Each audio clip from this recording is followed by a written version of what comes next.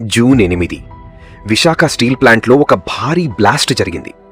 కొన్ని సెకండ్లలోనే normal working day ఒక ట్రాజడీగా మారిపోయింది. డ్యూటీకి వచ్చిన వర్కర్స్ తిరిగి ఇళ్లకు చేరుకోలేకపోయారు. గవర్నమెంట్ కాంపన్సేషన్ అనౌన్స్ చేసింది. హై లెవెల్ ఇన్వెస్టిగేషన్ కమిటీ ఏర్పాటు చేసింది. ఎంక్వైరీ మొదలైంది. కానీ ఇక్కడ ఒక ప్రశ్న ఉంది. ఇదంతా మనం ఇప్పటికే చాలాసార్లు చూశాం కదా.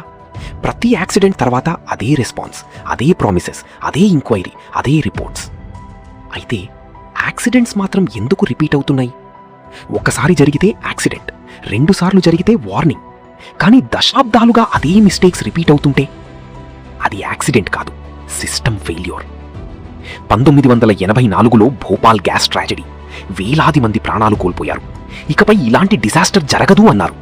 2020లో విశాఖపట్నం గ్యాస్ లీక్, మళ్లీ ప్రాణాలు పోయాయి, మళ్లీ ఎంక్వైరీ జరిగింది. ఇప్పుడు 2026లో మరోసారి విశాఖపట్నంలోని మేజర్ ఇండస్ట్రియల్ యాక్సిడెంట్.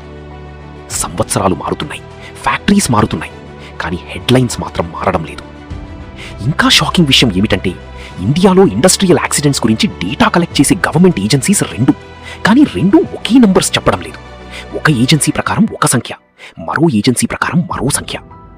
అసలు డెత్స్ ఎన్ని జరిగాయో కూడా క్లారిటీ లేకపోతే ఫ్యూచర్ యాక్సిడెంట్స్ని ఎలా ప్రివెంట్ చేస్తారు? ఇంకో సమస్య, దేశంలో వేల సంఖ్యలో ఫ్యాక్టరీస్ ఉన్నాయి, కానీ వాటిని మానిటర్ చేయాల్సిన ఇన్స్పెక్టర్స్ చాలా చోట్ల సరిపడా లేరు. అంటే రిస్క్ పెరుగుతోంది, ఓవర్సైట్ మాత్రం అదే స్థాయిలో లేదు. ప్రశ్న, ఈ బ్లాస్ట్ ఎలా జరిగింది అనేది కాదు, భోపాల్ నుండి ఏం నేర్చుకున్నాం, వైజాగ్ గ్యాస్ లీక్ నుండి ఏం నేర్చుకున్నాం, గత యాక్సిడెంట్స్ నుండి ఏం నేర్చుకున్నాం అనేది అసలు ప్రశ్న. ఎందుకంటే చనిపోయిన వారికి కాంపన్సేషన్ ఇవ్వడం కంటే తర్వాత జరగబోయే బ్లాస్ట్ని ఆపడం చాలా ముఖ్యం.